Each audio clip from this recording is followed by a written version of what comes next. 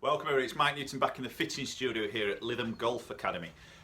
Little head-to-head here for you today. This time it's the fairway category and we're looking at two of the real heavyweights for 2017 in regards of the TaylorMade M1 3-wood against Callaway Great Big Bertha Epic 3-wood. Okay, so two really popular models of fairway woods. Obviously the drivers have been hugely popular. Fairway woods is sometimes something that's maybe just put to the back burner a little bit. Driver's always the real biggie that people generally want to update in the golf bag. Fairway wood I think is equally as important, and sometimes 3-woods is a really good backup option to driver. Now, I know a lot of golfers out there may struggle a little bit more with drive in terms of trying to control it, and what I hear with a lot of fittings and also through coaching sessions here at the Academy is I hit my 3-wood just as far as my driver, but I have a little bit more control with it. You know, and I do sort of see that quite often, purely because of the length of the shaft, the loft, etc. So it is a good option, a 3-wood as a backup. Maybe if the driver's not working for you, you know, as our game sort of peaks and troughs, we have good days, bad days, or good weeks, months, whatever. You know, 3-wood's always good to fall back on over that. Maybe that tighter hole, you still want some distance out there, but a little bit of a tighter fairway to try and hit. Maybe 3-wood is a good option. Okay, but what I'm going to do today is obviously put these two head to head. Okay, they're both set on 15 degrees of loft.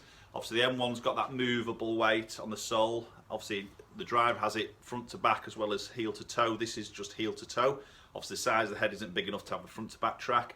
So we're just going to set that right in the middle there. So very neutral on its setting. I've got the neck sleeve just set on standard, so it's playing true 15-degree loft. And the Epic, there's no movable weights on there. Now they do a sub-zero version to this, which obviously has 2 weights which you can flip front to the back. But this is the standard Epic option here. So this is no movable weights. Obviously got the neck sleeve there to alter loft, but again I've got that set on standard at 15 degrees. Okay, so we're going to start with the TaylorMade M1 first. So just going to have a quick look at the playing positions first, the two fairway woods. So we've got obviously Epic on the left, M1 on the right. Obviously very different look, you know, the M1's got the white and black sort of mix there. The Epic is more of a gloss sort of black finish. Just start to see a little bit of the carbon at the back there, same as the TaylorMade, so very similar on the technologies here. Obviously the Epic's got the sort of ridge bit on the top there, helping with a little bit of club head speed. How much it actually creates is quite debatable. You guys make your own decision on that. Head shape wise, maybe the M1's just a fraction smaller on appearance, maybe just from that face to back, it's just a little bit squatter than the Epic there, but not a lot in it, to be honest. Two, what I would say, two really nice looking clubs, different looking but both very attractive. Okay, so we're going to start with the TaylorMade M1 3-wood first. So we'll hit a batch of shots with this. As I say, I do like the look of this. It just sits very nice behind the golf ball. Sits very square, which appeals to me.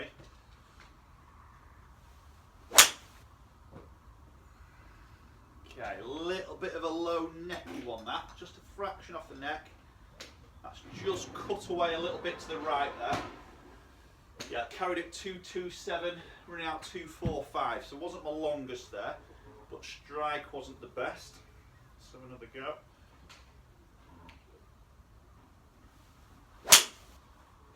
Yeah, that was a better strike. Yeah, nice straight ball flight there. I should get a little bit more distance on that.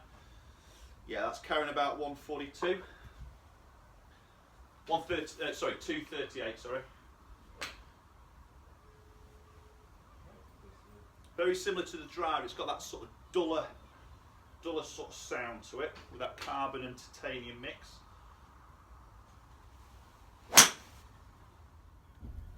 Okay, so here's the third shot hit with the TaylorMade, just a little bit pushy. Good strike there though. Carrying just over that 150 mark, maybe just, 250 on the nose. Yeah, 250 on the dot there to carry. Running out. Yeah, it's a super strike.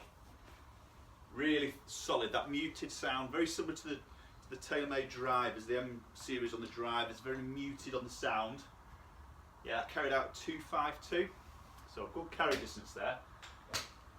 Yeah, that's probably running out 252, maybe getting up to sort of 270, depending on your ground conditions, time of the year. But that's a good sort of where I'd expect 3-wood to sit, really. Driver, I'm sort of edging sort of 290, 300, past 300 on a really good hit.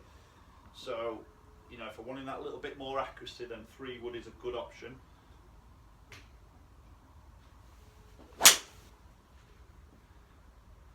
Yeah, that's a little bit lower in the face, but the flight was superb there. Really got away quite nicely.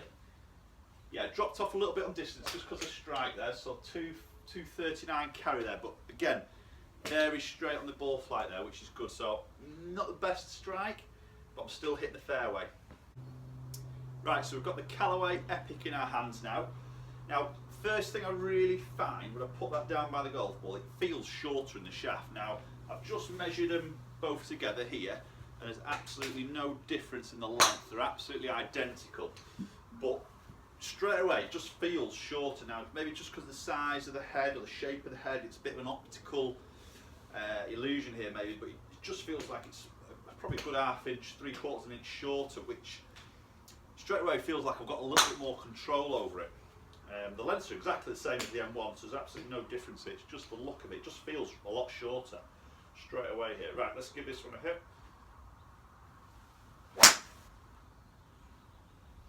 Yeah, nice strike. Again, it's that muted sound which you're going to find a lot with these titanium composite sort of mix on a lot of these modern drivers now. It does give a sort of duller sound, which sounds very personal. Each golfer I find relates to sound a little bit differently. Some might say it sounds a bit dead, or others might relate that to being a little bit more of a solid sound. I personally, I like it. I don't like anything too sort of tinny or hollow or loud. This sounds really quite solid on the contact.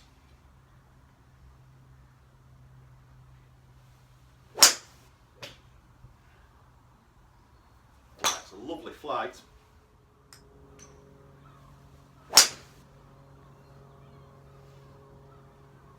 Yeah, that feels great. Feels just as good as the TaylorMade. Again, really nice ball flight there, quite nice and neutral. Just carrying out 248 on the fly there, running out 265.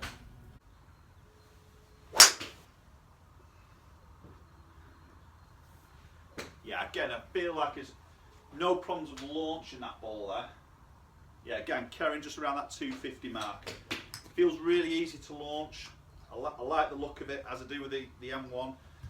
Just feels really quite easy to launch there. Really nice sort of mid, I'll call it as like a mid-flight. Obviously you've got sub-zero as an option here, which, you know, you could change the weights forwards and backwards in the head, which probably just helps you to, if you wanted to, get that slightly lower launch there. But I think that isn't, you know, it's a very, I would probably like to flight my 3-wood a little bit. I wouldn't want it coming in too fiery.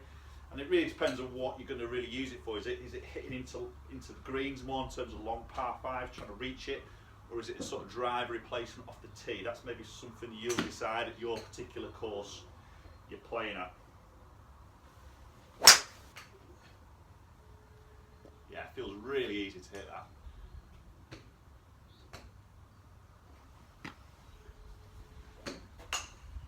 Great, okay, let's have a quick look at some numbers and see how they compare to each other.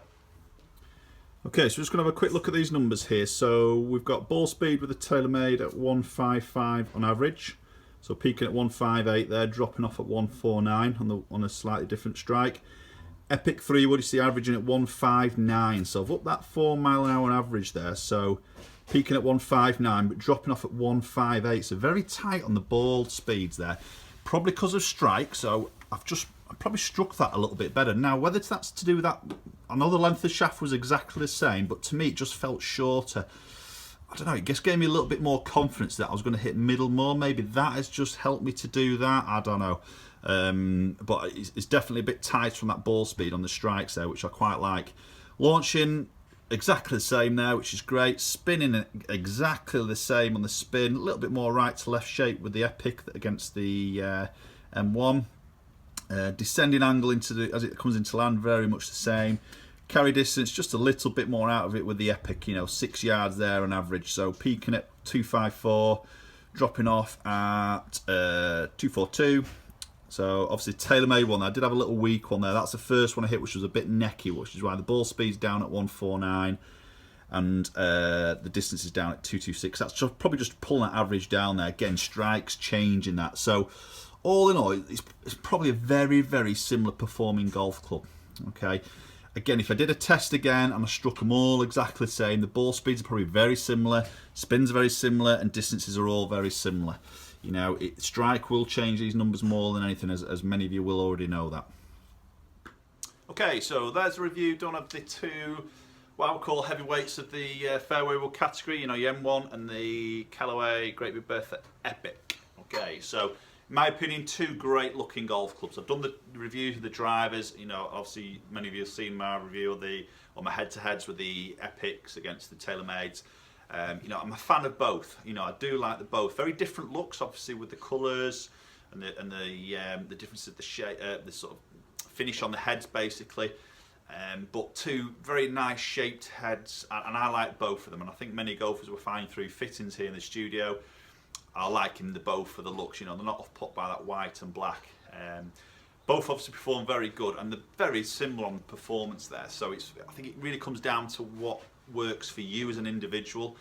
Obviously there's a couple of different shaft options you can delve into to really sort of fine-tune those numbers and flight, and also a bit of feel for the particular golfer hitting the shots. But for me there, those numbers are very, very similar. On this test, Epic probably just took it just because I struck it a little bit more consistently than the M1. But again, another test, you know, I could equally strike M1 maybe as good as Epic, and that could just flip around. So very little in it, but it's hitting that sort of, you know, mid 240s on carry distance, running out mid 260s, which is a good sort of number for me. Obviously good hits, I can get it into the 270 sort of mark. But that's where I expect 3-wood to sit, and it's maybe 3-wood isn't a club that I'm wanting huge distance from. It's probably a little bit more control. Now, I'm personally not really a 3-wood man. I don't carry a 3-wood in my golf bag.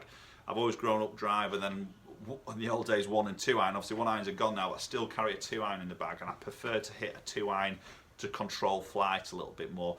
So 3-wood's dipped in and out of my bag, but it's never really stayed because even when it was in the bag, I didn't have the confidence of pulling it out. I've just never had that history of using a 3-wood. I've always grown up with a long iron and never a fairway wood. So that's just me personally. But obviously 3-woods are in a lot of golfers' bags.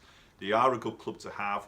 Great backup, as I said earlier, for drivers. If your driver's not quite on it, back up to 3-wood. A bit more control, still getting a good distance with it, but hopefully you're finding the fairways a little bit more. Okay. Good video there, interesting video between two real heavyweights. You see not a lot in it, but you go out and test these yourselves. You may see some differences here. Okay, so thanks for watching, guys. Please subscribe to the channel if you haven't done so already.